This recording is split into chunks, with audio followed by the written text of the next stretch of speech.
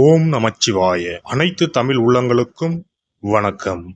ஜோதிட சாஸ்திரம் 27 நட்சத்திரங்களையும் 12 ராசிகளையும் நவ கிரகங்களையும் அடிப்படையாக கொண்டுதான் இயங்கி வருகின்றன.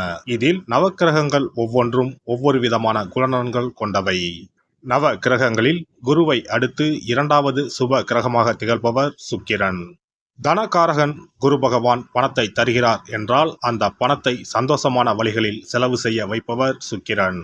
ஒருவர் பணத்தை பற்றி கவலைப்படாமல் செலவு செய்கிறார் என்றால் அவர் சுக்கிரனின் ஆதிக்கத்தில் பிறந்தவர் என்பதை அவரின் ஜாதகத்தை பார்க்காமலே அறிந்து கொள்ளலாம். சுக்கிர பகவான் கலைகளுக்கு அதிபதி என்பதால் எழுத்து, இசை, பாடல், நடனம், நாடகம், பாட்டு, சினிமா ஆகியவற்றில் புகழ்பெற ஜாதகத்தில் சுக்கிரன் நல்ல நிலையில் இருக்க வேண்டும் என்பது அவசியம். சுக்கிர பகவான் ஜாதகத்தில் எந்த நிலையில் இருந்தாலும் ரிஷபம், துலாம், மிதுனம், கன்னி, மகரம் மற்றும் கும்பம் ஆகிய 6 ராசிக்காரர்களுக்கு துன்பத்தை விளைவிப்பதில்லை. ரிஷபத்திலும் துலாம் ராசியிலும் ஆட்சி பெறும் சுக்கிர பகவான் தனது எதிரியான குருவின் வீடான மீனத்தில் உச்சமடைகிறார். தனது நண்பனான புதனின் வீடான கன்னியில் நீசமடைகிறார். ஜாதகத்தில் சுக்கிரன் வலுவிழந்தால் அவரின் திருமண வாழ்க்கையில் தடைகள் ஏற்படும் வாய்ப்புகள் அதிகம். சுக்கிர பகவான் ஜூலை மாதம் 31ஆம் தேதி சிம்ம ராசிக்கு பயிற்சியாக போகிறார். காதல் கிரகமான சுக்கிர பகவான் நெருப்பு ராசியான சிம்மத்தில் புதனோடு கூட்டணி சேரப்போகிறார். ஜூலை மாதம் 31ஆம் தேதி இந்த சுக்கிர பயிற்சி நடைபெறுகிறது. ஆகஸ்ட் மாதம் 23ஆம் தேதி வரை சிம்மத்தில் சுக்கிர பகவான் சஞ்சரிப்பார். சுக்கிர பகவான் ஜூலை மாதம் இறுதியில் சிம்ம ராசியில் நுழைந்து புதனுடன் இணைய இருப்பதால் லட்சுமி நாராயண ராஜயோகம் உருவாகும். மேலும் ஆகஸ்ட் மாத மத்தியில் சூரியனும் சிம்ம ராசிக்கு வருவதால் சுக்கிராதித்ய ராஜயோகம் உருவாகும். புதன் சுக்கிரனோடு ஆட்சி பெற்ற சூரியனும் இணைவதால் உங்கள் ராசிக்கு என்ன பலன்கள் கிடைக்கப் போகிறது, எதில் எல்லாம் கவனமாக இருக்க வேண்டும் என்று பார்க்கலாம். உங்கள் வாழ்வில் வளமும் நலமும் செல்வ செழிப்பும் பெற்று வாழ்வின் உயரிய நிலையை அடைய எல்லாம் வல்ல எம்பெருமானை வேண்டி விரும்பி கேட்டுக்கொள்கிறேன். துலாம் ராசி அன்பர்களே, உங்களுடைய ராசிக்கு 11ஆம் வீட்டில் சுக்கிரன் வந்து அமரப்போகிறார். ராசி அதிபதி 11ஆம் வீட்டில் அமர்வது எதிலும் மேன்மையை கொண்டு வரும். குறிப்பாக நீங்கள் எதற்கும் லாய்க்கு இல்லை என்று கூறியவர்கள் கூட உங்கள் வேலையை பார்த்து மெய்சிலிர்த்து போகும் அளவிற்கு நல்ல பலன்களை பெறப்போகிறீர்கள். குறிப்பாக நீங்கள் எடுத்து செய்யும் காரியங்களில் மிகப்பெரிய லாபத்தை ஈட்டுவீர்கள். வீட்டில் உள்ள பெண்கள் மூலமாக உங்களுக்கு ஆதாயம் உண்டு. வேலையில் மேல் அதிகாரிகளின் பாராட்டை பெறப்போகிறீர்கள்.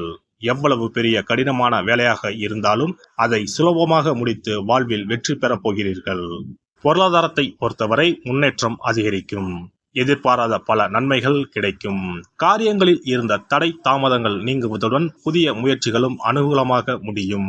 செல்வாக்கு அதிகரிக்கும். திருமணம் போன்ற சுப நிகழ்ச்சிகள் நடைபெறுவதற்கான வாய்ப்புகள் ஏற்படும்.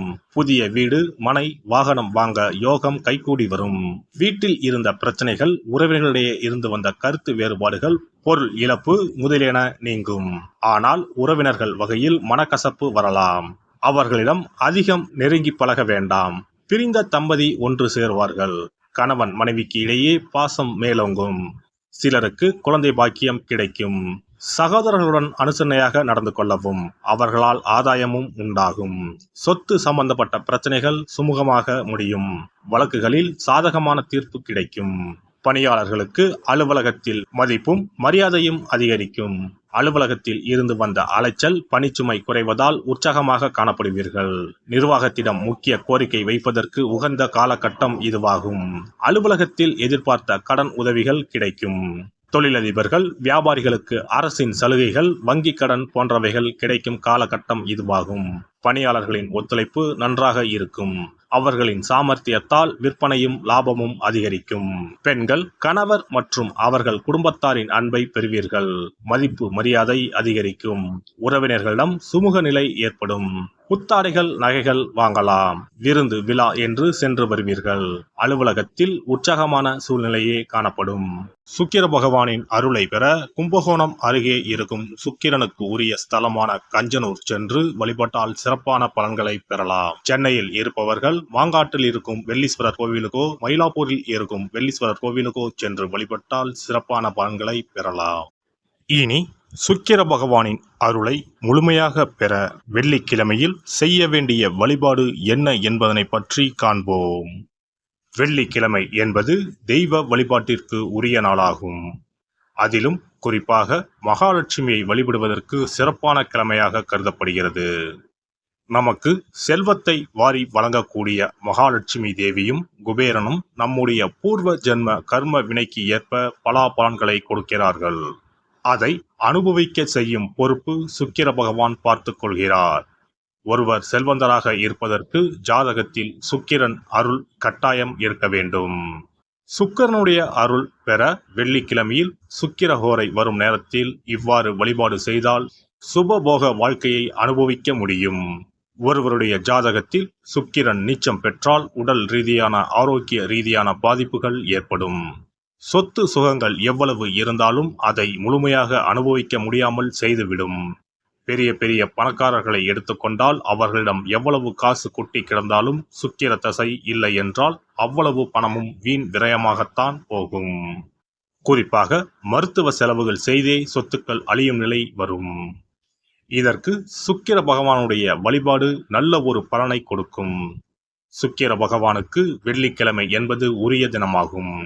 சுக்கிரன் அருள் பெற வீட்டில் வெள்ளி பொருட்களை பயன்படுத்துவது நலமாகும். வெள்ளியில் சுக்கிரன் வசிப்பதாக ஐதீகம் உள்ளது. வெள்ளி பொருட்கள் கொண்டு பூஜை செய்தால் சகல சௌபாக்கியங்களும் உண்டாகும். சுக்கிர வழிபாடு செய்ய நினைப்பவர்கள் காலை 6 மணி முதல் 7 மணி வரையிலான காலம் சுக்கிரஹோரை ஆகும். அதனை தவறவிட்டால் மதியம் 1 மணி முதல் 2 மணி வரை சுக்கிரஹோரை நிகழ்கின்றது. அதையும் தவறவிட்டால் இரவு 8 மணி முதல் 9 மணி வரையிலான சுக்கிரஹோரை நேரத்தில் வழிபாடுகள் செய்து பயன்பெறலாம். இவற்றில் காலை 6 மணி முதல் 7 மணி வரையிலான முதல் சுக்கிரஹோரையில் சுக்கிர வழிபாடு செய்வது சிறப்பான பலன்களை கொடுக்கும். காலை முதல் மாலை வரை உபவாசம் இருந்து சுக்கிர பகவானுக்கு உரிய காயத்ரி மந்திரத்தை உச்சரித்து கல்கண்டு சேர்த்த சர்க்கரை பொங்கலை நைவேத்தியம் படைத்து வெள்ளை நிற பூக்களால் அர்ச்சனை செய்ய வேண்டும். சுக்கிர தசை நடப்பவர்களும் சுக்கிரன் நீச்சம் பெற்ற ஜாதகக்காரர்களும் இந்த வழிபாடு செய்வது சிறப்பான பலன்களை கொடுக்கும். சுக்கிர தசை நடக்கும் பொழுது சுக்கிர வழிபாடு செய்து வர வருமானத்தை சுகமான வாழ்க்கை வாழ்வதற்கு உரிய வகையில் பயணிக்க செய்யும். வீடு நிலம் வாங்குவது, ஆடம்பர பொருட்கள் சொத்துக்கள் போன்றவற்றை வாங்க வைக்கும்.